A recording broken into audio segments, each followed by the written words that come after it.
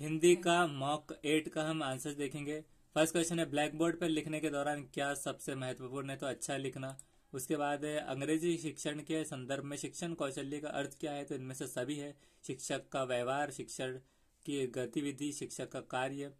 Third है, अंग्रेजी शिक्षण के संदर्भ में शिक्षण कौशल्य का अर्थ क्या है? तो इनमें से सब है। शिक्षक का कार्य, शिक्षक गतिविधि, शिक्षक का व्यवहार। उसके बाद है फोर्थ, यदि कोई छात्र कक्षा में अक्सर चुप रहे लेकिन घर पर वो खूब बातें करता हो तो इसका मतलब संभावित क्या है कि वो भाषा प्रयोग नहीं जानते। गलत है। कक्षा में उसकी भाषा का सम्मान नहीं होता, इसके लिए वो घर पे आता है। मतलब उसकी जो मदर टंग है, जैसे कि हिंदी, उर्दू, वो सिर्फ इंग्लिश में बात चल रही है तो उसको थोड़ा वहाँ डर लगेगा। और फिफ्थ है, किस तरह के परिवेश में बच्चों को भाषा विकास अपेक्षाकृत बेहतर होगा? तो संयुक्त परिवार, जहां परिवार के सभी सदस्य बच्चों के साथ निरंतर अंतक्रिया करते हैं, ये सही है। नेक्स्ट है सिक्स, विद्यालय आने से पूर्व बच्चे क्या करते हैं? अपनी भाषा को समझने समझाने की कुशलता से लैस होते हैं।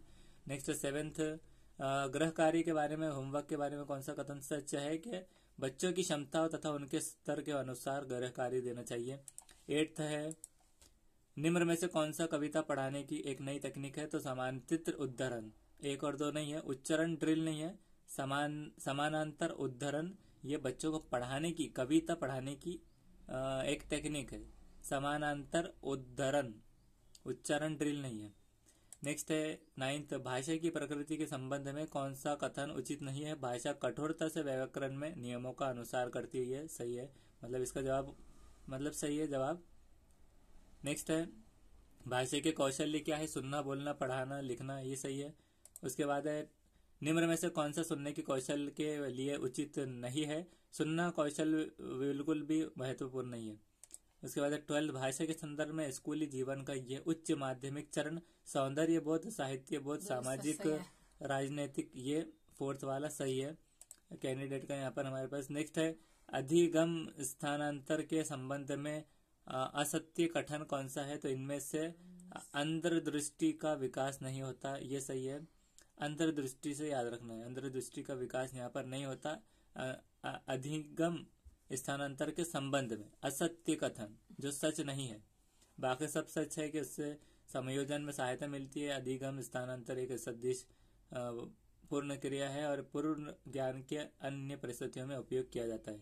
लेकिन असत्य यह है कि इनमें से अंतर्दृष्टि का विकास नहीं होता, तो होता है मतलब। यानी कि 14 है, प्रत्येक भाषा की पृष्ठभूमि में अवस्थित भाषिक व्यवस्था ही धारणाओं और कार्यक्रमों को गढ़ती है तथा व्यक्ति के मानसिक क्रियाकलाप के लिए निर्देशन का कार्य करती है, तो धारणाओं है। उसके बाद 15, भाषा की एक विशेषता क्या है? तो दोनों है। भाषा एक संचारात्मक जो प्रणाली है और भाषा अद्वितीय है, दोनों एक और दो। नेक्स्ट 16, उच्च प्राथमिक स्तर पर बच्चों की हिंदी भाषा की क्षमता के आकलन में प्रकार्य पक्ष पर बल देने का आशय क्या है? तो भाषा प्रयोग पर बल देना, ये सही है। उसके बाद है, कक्षा में भाषा शिक्षण के समय किस प्रकार के छात्रों पर ध्यान देना आवश्यक है? तो सभी जो शीघ्र सीखते हैं, जो बार बार सिखाने पर सीखते हैं, जिनको सिखाना अत्यंत कठिन है, तो ये सभी करेंगे। नेक्स्ट है 18, संवेग का शाब्दिक अर्थ क्या है? तो उत्तेजित दशा। उसके बाद 19, बालक की सामाजिकता का परीक्षण किस विधि द्वारा किया जाता है? तो समाजमिति विधि, ये सही है। उपचारात्मक गलत है, समाजमिति विधि। सामाजिकता का समाजमिति विधि, इससे याद रखना है। बालक की सामाजिकता का परीक्षण किस विधि द्वारा? समाजमिति विधि। उसके बाद है 20, बहु सांस्कृतिक पृष्ठभूमि वाली कक्षा में भाषा शिक्षक को क्या करना चाहिए? तो परस्पर बातचीत करने के अधिक अवसर देना, ये सही है। 21 है, सामाय विधि का प्रयोग किस शिक्षण में किया जाता है? तो निबंध शिक्षण में। उसके बाद 22, इसमें से कौन सा भाषा विकार नहीं है? तो बड़बड़ाना नहीं है। 23, सभी छात्रों में अधिगम की क्षमता होती है, तो भिन्न भिन्न सही है। हाँ, उसमें समान नहीं है, तो फर्स्ट कर देना है, भिन्न भिन्न। नेक्स्ट है, हिंदी भाषा की कक्षा में, तो ये है कि सभी बच्चे एक ही भाषा के नहीं होते, मतलब अलग अलग भाषाओं के होते हैं। सीखेंगे तो सही हो, मतलब घुमा फिरा के क्वेश्चन था ये कि हिंदी भाषा है तो हिंदी तो सीखेंगे ही हो, पर नहीं और होती। सभी बच्चे सामान्य रूप से हिंदी बोलते ट्वेंटी आते हैं, हैं, एक दो आसानी से। और सभी बच्चे एक ही भाषा के होते हैं, तो सभी बच्चे एक ही भाषा के नहीं होते, ये करना है। नेक्स्ट है 25th, व्याकरण शिक्षण के संदर्भ में आपका बल किस बिंदु पर होगा? तो व्याकरण के व्यवहारिक पक्ष पर। व्याकरण के नियम नहीं है, सैद्धांतिक विवेचना पर नहीं है, व्यवहार के व्यवहारिक पक्ष पर है। तो व्याकरण शिक्षण के संदर्भ, तो व्याकरण से व्याकरण और व्यवहारिक पक्ष पर याद रखना है, उसके संदर्भ पर किस बिंदु? व्याकरण के व्यवहारिक पक्ष पर। नेक्स्ट है 26th, वाइगोस्की के अनुसार भाषा सीखने, शब्दों का अर्थ देने में सामाजिक अंतक्रिया की भूमिका ने नकारा नहीं जा सकता। उसके बाद है 27th, लखनऊ के आसपास अवधी बोली जाती है, मथुरा के आसपास ब्रज, क्योंकि भाषा की अपनी भौगोलिक सीमा होती है। सही जवाब है।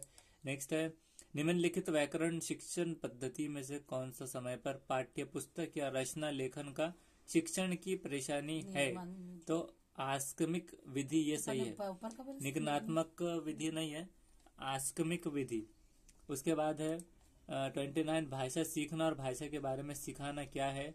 तो विद्यालय आकलन नहीं है, दो भिन्न संकल्पनाएं हैं, मतलब दोनों अलग हैं, ये कहना चाह रहे हैं कि दो भिन्न संकल्पनाएं हैं, दोनों अलग कोशिशें कि भाषा के बारे में सीखना यानी ग्रामर, और भाषा सीखना तो उसको बेसिक, ऐसा कहना चाह रहे हैं। नेक्स्ट है, आलम अक्सर अपनी कक्षा में प्रसंग अनुसार सिनेमा, एफएम की चर्चा करता है। इसका प्रमुख कारण है कि सिनेमा और एमएफ बच्चों के अनुभव का संसार का महत्वपूर्ण हिस्सा है।